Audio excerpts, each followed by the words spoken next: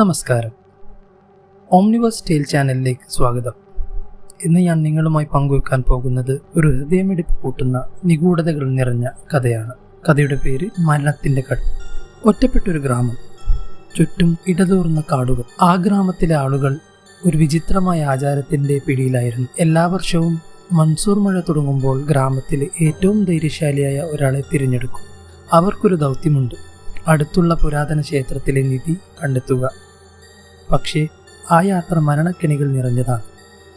ആരും ഇന്നുവരെ ജീവനോടെ തിരിച്ചെത്തിയിട്ടില്ല. ഇത്തവണ തിരഞ്ഞെടുക്കപ്പെട്ടത് ആരവെന്ന യുവ ഗവേഷകനാണ്. അവൻ നിധി തേടിയല്ല വന്നത്, മറിച്ച് ഈ ആചാരത്തിന്റെ പിന്നിലെ രഹസ്യം കണ്ടെത്താനാണ്. ഗ്രാമവാസികൾ അവനെ പിന്തിരിപ്പിക്കാൻ ശ്രമിച്ചു, പക്ഷെ ആരോ പിന്മാറിയില്ല. ക്ഷേത്രത്തിലേക്കുള്ള യാത്രയിൽ അവൻ ഭയപ്പെടുന്ന പല അനുഭവങ്ങളിലൂടെയും കടന്നുപോയി. പുരാതന ലിഖിതങ്ങൾ, മറഞ്ഞിരിക്കുന്ന വഴികൾ, കൂടാതെ അവന് പിന്തുടരുന്ന ഒരു അദൃശ്യ ശക്തിയുടെ സാന്നിധ്യം. ഓരോ ചുവടിലും മരണത്തെ മുഖാമുഖം കണ്ടു. ഒടുവിൽ അവൻ ക്ഷേത്രത്തിന്റെ ഹൃദയഭാഗത്തെത്തി. അവിടെ അവനെ കാത്തിരുന്നത് ഒരു ഞെട്ടിക്കുന്ന സത്യമായിരുന്നു. നിധി ഒരു ഭൗതിക വസ്തുവായിരുന്നില്ല, അതൊരു പ്രഹേളികയായിരുന്നു. ഒരു ഗെയിം, മരണത്തിന്റെ കളി. ഈ കളിയിൽ വിജയിച്ചാൽ അവന് സത്യം കണ്ടെത്താൻ കഴിഞ്ഞേക്കും, പക്ഷെ തോറ്റാൽ മരണം.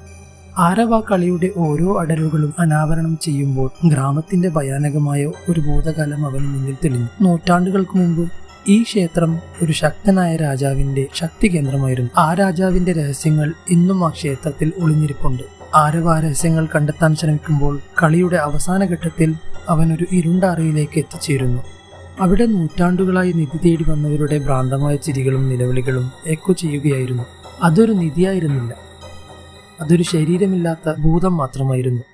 ആ ഭൂതം ഓരോ പുതിയ ഇരയുടെയും മനസ്സിൽ പ്രവേശിച്ച് അവരെ കാലങ്ങളോളം ഈ ക്ഷേത്രത്തിൽ കുടുക്കിയിടുന്ന ഒരു കെണി. അവന്റെ തലച്ചോറിലേക്ക് ഒരു തണുത്ത ശക്തി ഇരിച്ചു കയറിയതായി അവൻ അറിഞ്ഞു. അവന്റെ ഓർമ്മകൾ മറഞ്ഞു തുടങ്ങി. സ്വബോധം നശിച്ചു. അവന്റെ ശരീരവും മനസ്സും ആ പുരാതനമായ ശക്തിയുടെ പിടിയിലായിരുന്നു. ഗ്രാമത്തിലേക്ക് പിന്നീട് ആരും അരവിനെ കണ്ടിട്ടില്ല.